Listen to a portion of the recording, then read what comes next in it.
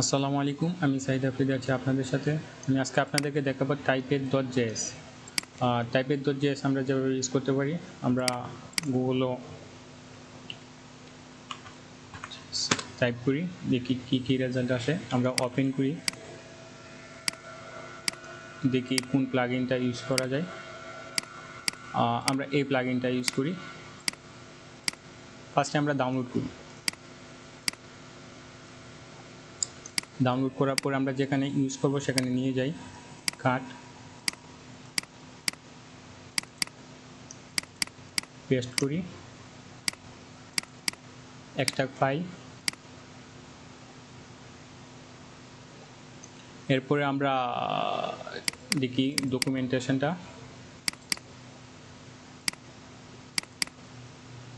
আমাদের এটা লাগবে, typedmin.js এটা লাগবে, এটা আমাদের js এ পেস্ট করে দিই। এরপরে আমরা typedmin.master আর দেখি কী আছে, ss ডক্সে যাই, index.html এটা ওপেন করে দেখি কী আসে। যে এই ডকুমেন্টেশনটা আমরা দেখব, এখান থেকে বিভিন্ন কিছু ইউজ করা যায়। এখানে যে আমরা ঢোকার পরে যে আমরা ডাউনলোড করছি এবং নিচে যে একটা কোড ছিল, এই কোডটা লাগবে, এই যে কোডটা দরকার। এই কোডটা আমরা কপি করব এবং আমরা এখানে এটা লিঙ্কিং করি আগে। ফার্স্টে স্ক্রিপ্ট src,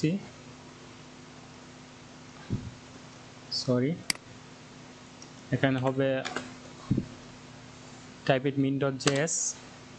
typedmin.js এবং আমরা যে কোডটা কপি করছি এটা আবার স্ক্রিপ্ট ট্যাগ নিয়ে এখানে পেস্ট করে দিই।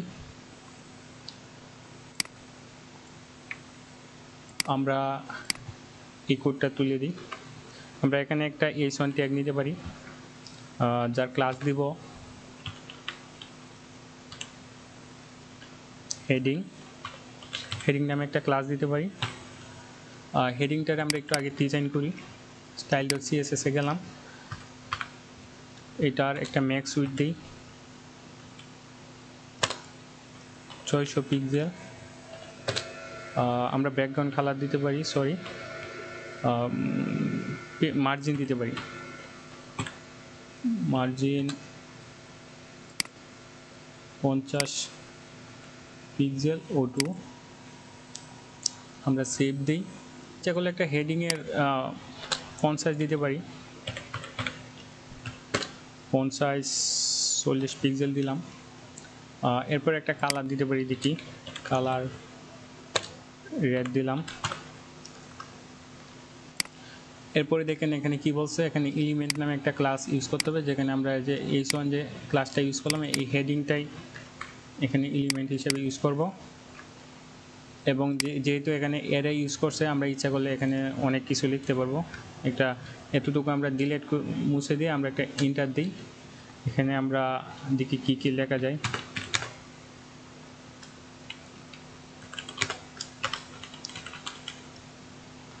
ক্ষমা দিব, আবার লিখলাম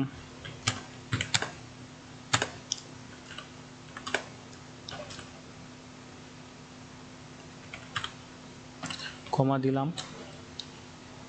এরপরে আবার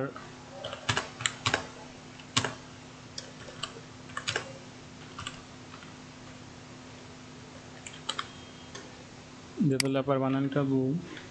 এরপরে আমরা আরও কিছু টেক্সট লিখলাম।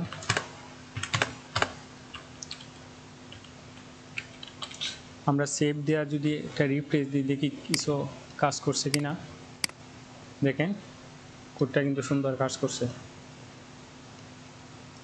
দেখেন এরপরে কিন্তু টাইমে গেছে। আমরা যে ডকুমেন্টেশনে ঢুকছিলাম, আমরা আলাদা আলাদা সবগুলো খুঁজে খুঁজে দেখব। এখানে আপনার যেন না থামে, সবসময় রানিং থাকে, এই জন্য আমরা ইচ্ছা করলে এখান থেকে লুপ ইউজ করতে পারি।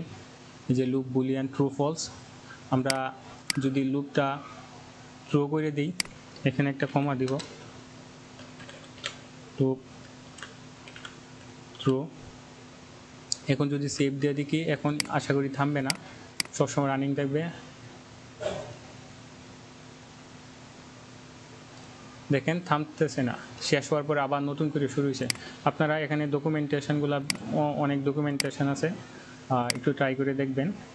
তো এভাবেই মূলত typepad.min.js আমরা ইউজ করতে পারি খুব ইজিলি এবং খুব সহজভাবে। তো অসংখ্য ধন্যবাদ যারা ভিডিওটা দেখছেন।